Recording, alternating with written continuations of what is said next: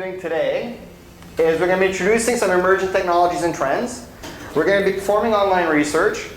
This is, like I said, I can't stress this enough. This is an exercise in creativity. Go out there and prepare a remarkable presentation, because much like Professor Lindbergh, you could have the cure for cancer.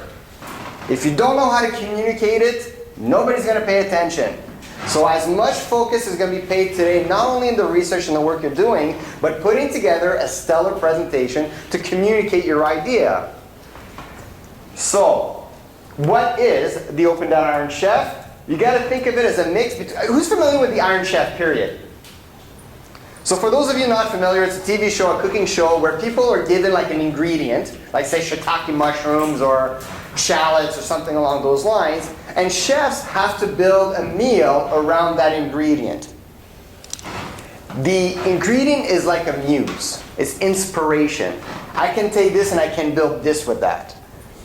So it's a mix of that idea with the Dragon's Den with a hackathon. The only difference is that we're not actually going to be coding anything, unless you want to, of course, unless you want to. But this is an exercise as to, if I had this open data set, this is what I could build with it if I had the resources with me. So I'll get into that a little bit more later. Real quick overview, Open Government Partnership is kind of like the Kyoto Protocol. There's something out there called the Open Government Partnership. It's kind of like the Kyoto Protocol, but for open government. And it seems to be kind of working. There's about 70 countries that are signed up to it.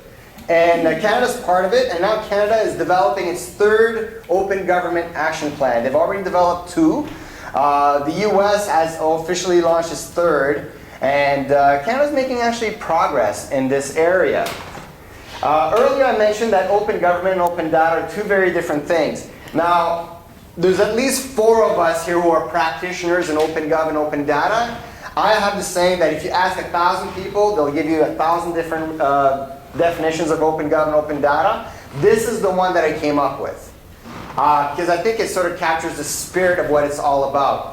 So you got to think of open data as the technology that will change government. It's the car, right? What kind of engine does it have? Is it a sedan or an SUV? Just the specs, the sort of material aspects of the driving experience.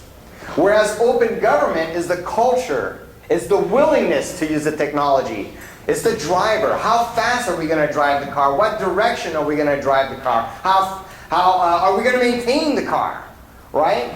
So the open government is really the culture of change that's required within the bureaucracy, and we do have somebody that's worked for government for about 30 years who can speak to that. But changing the culture is much more difficult than you could ever imagine. Holy moly, because we have the technology. It's been around for 10 or 15 years now.